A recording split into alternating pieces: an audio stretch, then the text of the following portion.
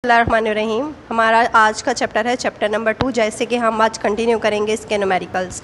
सबसे पहले हमें क्या करना है कि हमें कैलकुलेट करना है किसका, मॉलिक्यूलर मास, दो मॉलिक्यूल्स का, वाटर का एंड H2H6O का, जो कि हम उसे कहेंगे इथानॉल। सबसे पहले हमें क्या करना है कि कैलकुलेट करना है मॉलिक्यूलर मास वाटर का। हम क्या करेंगे, डाटा लिखेंगे। डाटा के बाद हमें वो चीज़ें बतानी हैं। Atomic mass of hydrogen, hydrogen का एटॉमिक मास कितना होता है 1 AMU।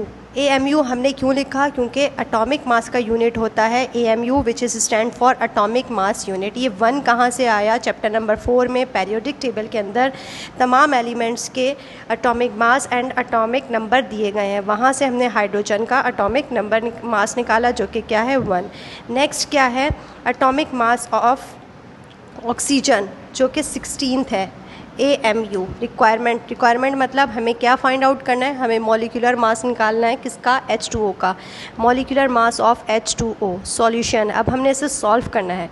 Molecular mass of H2O is equal to hydrogen का एटॉमिक मास क्या होता है 1, जिसे हम मल्टीप्लाई कराएंगे 2 से, ठीक है। बीच में हम करेंगे प्लस, क्यों, क्योंकि एटॉमिक मास हमने मॉलिक्यूलर मास निकालना है वाटर का।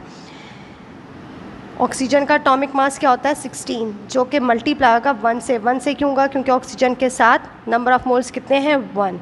2 1 ज़ा 2, 1 16 ज़ा 16, 16 एंड 2 कितने होते हैं 18 AMU। AMU क्यों लिखा, क्योंकि मॉलिक्यूलर मास का जो यूनिट होता है वो AMU होता है, which is stand for atomic mass unit. Result, molecular mass हमारे पास वाटर का आया 18 AMU।